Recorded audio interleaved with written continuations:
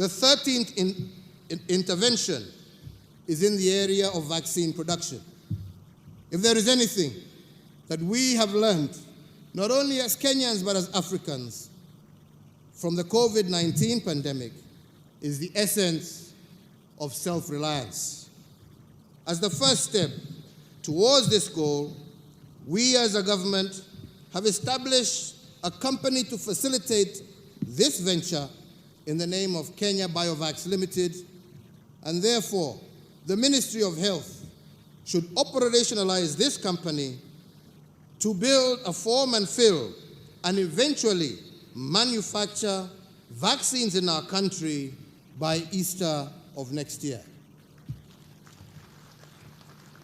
Fellow Kenyans, on the 29th of June, 2021, during my 16th address on the COVID-19 pandemic, I pledged to the nation that by Christmas this year, we would have vaccinated over 10 million adults.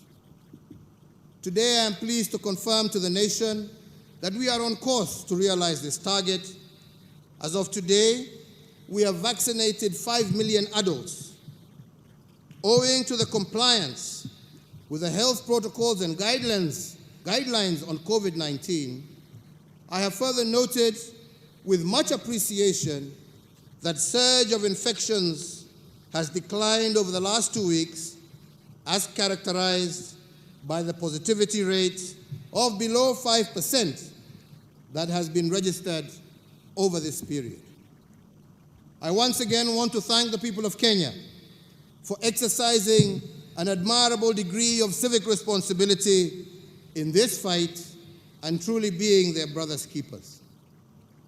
It is, however, important for all of us to appreciate that we are not yet out of the woods, and we must therefore continue to observe the containment measures as directed by the Ministry of Health, as this is the only way to sustain the gains we are making and guarantee the full reopening of our economy. I want to, at this juncture, particularly thank our Interfaith Council for their cooperation in steering the resumption of in-person and congregational worship, and indeed all our health workers and security officers for their commitment to duty during this particularly difficult time.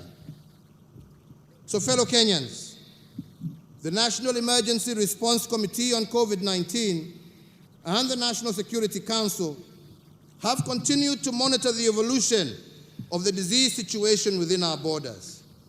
And therefore, given the progress in containing this disease, the committee, jointly with the Council, has recommended a review of the existing containment measures.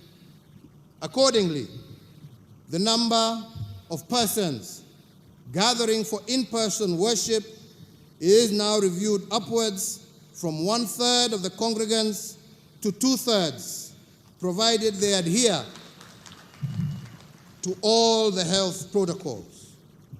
In the same regard, and by the authority vested in me as President, I hereby order and direct that the nationwide dusk to dawn curfew that has been in effect from the 27th of March 2020 be and is hereby vacated with immediate effect.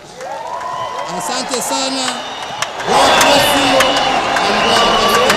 Asanteni sana.